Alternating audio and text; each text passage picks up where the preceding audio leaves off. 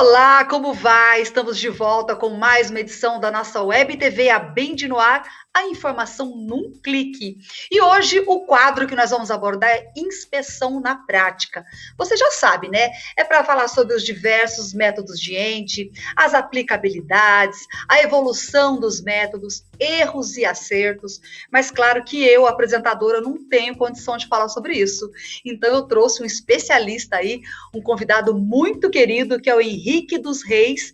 Ele é engenheiro de equipamentos da BASF e hoje vai falar com a gente sobre o ultrassom, vai explicar aí uma particularidade da técnica, vai dar algumas dicas para você que está ingressando nessa área e para você que já conhece, vai reciclar seus conhecimentos. Cadê o Henrique? Olá, Oi, Henrique. Alexandra. Tudo bem? Tudo ótimo, que prazer em recebê-lo aqui na nossa Web TV A Band no Ar. E hoje você vai falar com a gente sobre ultrassom, é isso mesmo, Henrique?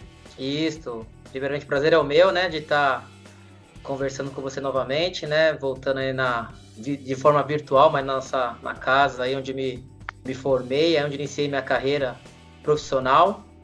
E o propósito hoje é nós conversarmos uma particularidade, como você bem colocou, no método de ultrassom, em relação aos blocos de calibração.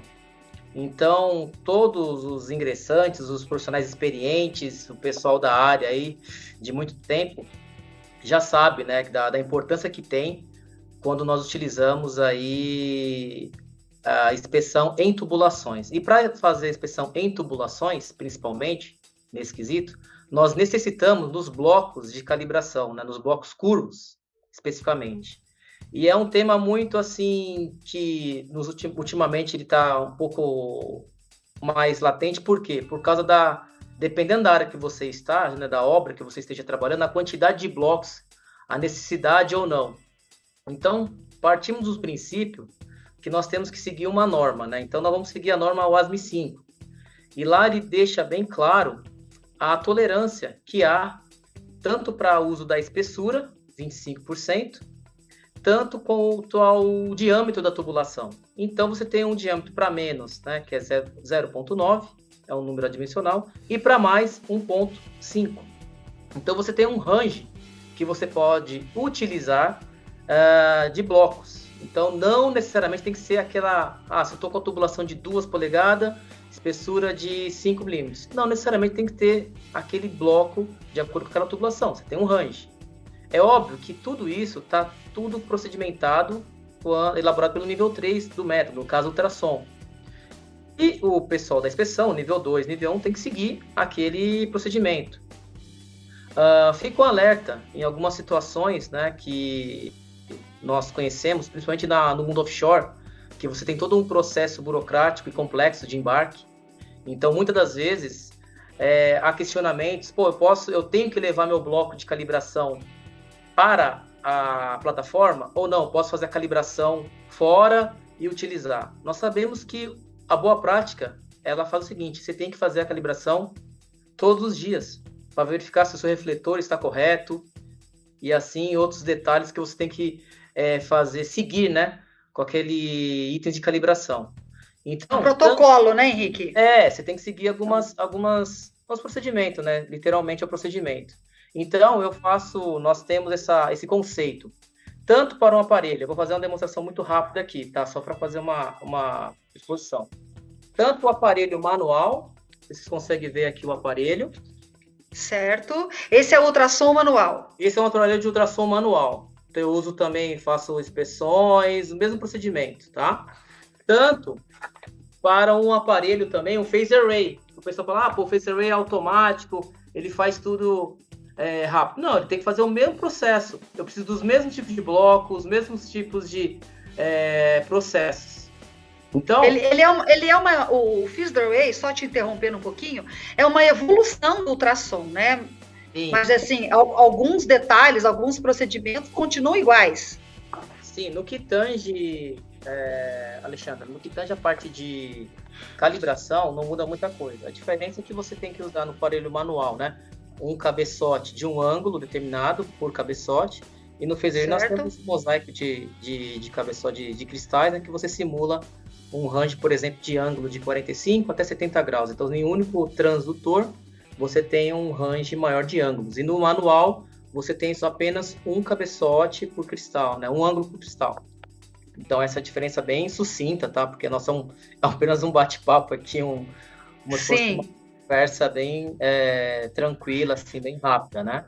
Então, esse é o ponto que eu queria ter exposto para vocês, a importância, né? E outro ponto também, ressaltar, geralmente nas obras, né? Você tem aquela tubulação que foi feita pela corrida X no dia tal pela empresa A. Então, é prudente ou mais recomendável que esse bloco curvo seja do mesmo material, da mesma corrida que você está na sua obra. Muitas vezes dá diferença de sensibilidade você pegando um material comprado em outro local. Então, prestar muita atenção nisso daí. É muito recomendado que nós tenhamos o mesmo material que está em campo, você utilize e pega um pedaço, né, para fazer os blocos e utilize para fazer os seus blocos curvos aí. Então, essa é uma boa prática também, muito empregada na nossa área, também na área de tração. A gente tem que ficar atento a esses detalhes, né? Principalmente quem está entrando no segmento, porque qualquer falha nessa hora compromete o laudo, né? Eu estou pensando aqui no geral. Esse é o ponto que eu queria fechar, né? Para até você tocou muito importante. Tudo está muito legal, muito bonito, até dar o primeiro problema. Até nós termos a primeira. Não queremos que aconteça isso numa primeira catástrofe. Então, o inspetor nível 2, que dá um laudo, que coloca um número dele lá, o inspetor nível 3, que elabora o procedimento, então temos responsabilidades técnicas e civil também. Então, você tem que ter toda essa prudência e essa atenção de seguir esses protocolos, para que quando aconteça qualquer problema lá na frente, você tem um vazamento envolvendo o meio ambiente, pessoas, enfim, nós vamos fazer o caminho inverso. Nós vamos querer investigar, não nós, né? O processo vai investigar todos os itens e vai começar, quem inspecionou, qual era a empresa, cadê os blocos? Não tenho, eu fiz sem bloco. Como você fez sem bloco? Então agora você vai ter que responder por isso. Então, nós vamos o seguinte, muitas vezes há outros problemas envolvidos, outros processos, mas sim, nós da área técnica, né, inspetores, nós não podemos deixarmos de lado esse requisito importante, porque quando acontecer uma coisa grave lá na frente, ele será responsável, como já aconteceu. Nós temos alguns exemplos que já aconteceu acidentes envolvendo o meio ambiente, e aí, no caso de Petrobras, ela teve que fazer toda a investigação, e chegou até o inspetor, que o dia que ele fez, exigiu os blocos que ele calibrou, porque eu tenho que fazer um cross-check depois, para verificar qual era a fotografia daquele momento, para usar o mesmo bloco, as mesmas condições. Então, é um requisito muito importante. Quer dizer, você toca num ponto que eu acho assim imprescindível a gente destacar nessa nossa entrevista, que é a responsabilidade do profissional de inspeção, né, Henrique? Na realidade, o que ele tem em mãos quando ele está trabalhando? Ele tem em mãos a vida, né? Porque um acidente, além de destruir o meio ambiente, ele mata pessoas, né? Uma explosão, infelizmente, quantos casos, infelizmente eu digo, né? Quantos casos a gente já acompanhou aí na mídia de uma forma geral. Então, eu acho que até vale eu perguntar para você qual é o papel da certificação profissional dentro desse cenário, dentro dessa situação profissional que é um engenheiro de inspeção. Ele precisa ser certificado, porque eu acho que isso é uma questão de confiabilidade no trabalho, não é, Henrique?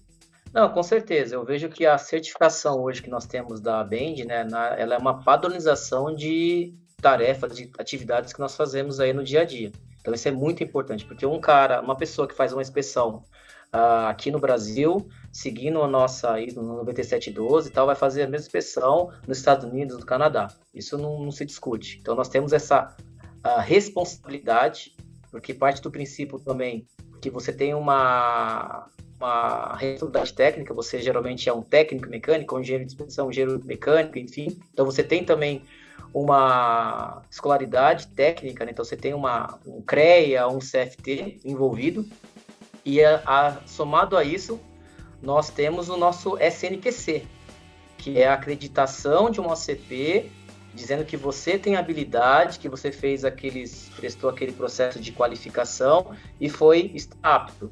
Por isso que tem, a cada 5 anos, né, você tem a renovação e depois a cada 10 anos a recertificação. E ninguém te impôs isso. Isso é muito importante. Ninguém te forçou a isso. Você entrou nesse processo porque você se identificou com a área, você achou que é uma área interessante, é uma área que visa bons trabalhos, enfim. Então, a cada 5 anos tem uma renovação, e a cada 10 anos tem uma certificação. Então, a regra do jogo está aí, né? Então, ninguém força nada a entrar nessa área de ensaio instrutivo. Eu, no meu caso, eu entrei nessa área e gostei muito, né? Então, até hoje. Hoje eu estou numa área mais de integridade, mas eu mantenho minhas certificações e utilizo essas certificações para me dar subsídio nas minhas análises de integridade. Então, é imprescindível na área de inspeção de equipamentos, na área de integridade no geral, né, de equipamentos estáticos, você ter as ferramentas de ensaios não instrutivos, desde as básicas quanto as avançadas, né, que eu demonstrei aqui, tanto o ultrassom manual quanto o ultrassom phase array, você tem uma produtividade, um registro, né, que é a grande vantagem do phase array, você tem um registro dessas inspeções.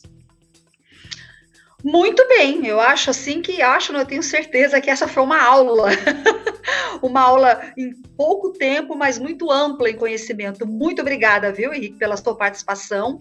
Eu espero que você continue conosco aqui, participando das nossas gravações. A nossa Web TV, todas as terças-feiras, às 11 horas da manhã, tem um programa novo, tem um tema diferente aí. Você que está assistindo a gente também, manda sua pauta, manda sua sugestão de pauta aqui para comunicação@bend.org.br, que a gente vai avaliar e vai colocar em foco aqui, tá bom? Henrique, obrigado pela sua participação, viu?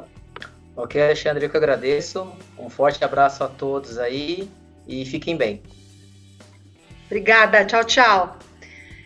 E para você que ficou conosco até agora, mais uma vez, muito obrigada pela sua participação. Acompanhe a nossa Web TV no nosso canal no YouTube, ative lá a notificação, procure aí a Bend Oficial, ative as notificações aí, o sininho, receba todas as novidades, acompanhe as nossas lives, os nossos treinamentos, tá tudo ali no Bend Oficial, tá bom? Muito obrigada pela sua participação, um grande abraço, fique com Deus e até o próximo programa.